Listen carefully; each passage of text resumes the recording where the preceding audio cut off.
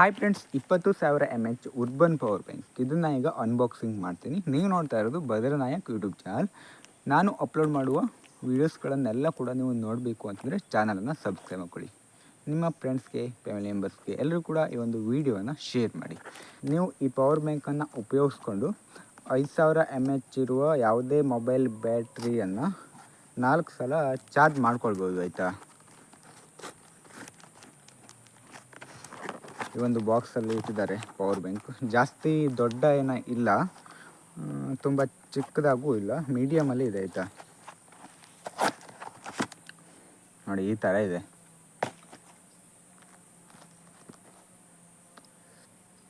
$20,000 mAh power bank. ಹಾಗೆ ಇಲ್ಲಿ super fast charging 35 what ಅಂತ ಕೊಟ್ಟಿದ್ದಾರೆ. ಈಗ ಇದನ್ನು ಓಪನ್ ಮಾಡೋಣ.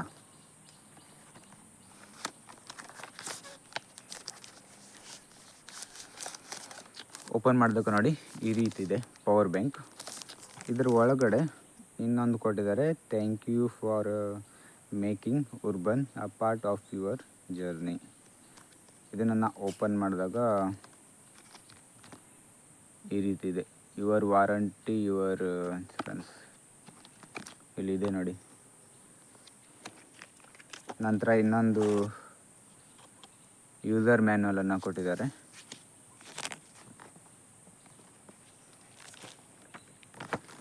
ಈ ರೀತಿ ಇರುತ್ತೆ power bank. Power check industry, type C input, output input. ಈ ಟೈಪ್ ಸಿ ಇಂದ ಔಟ್ಪುಟ್ ಮತ್ತು ಇನ್ಪುಟ್ ಎರಡೂ ಕೂಡ ಮಾಡ್ಬೋದು.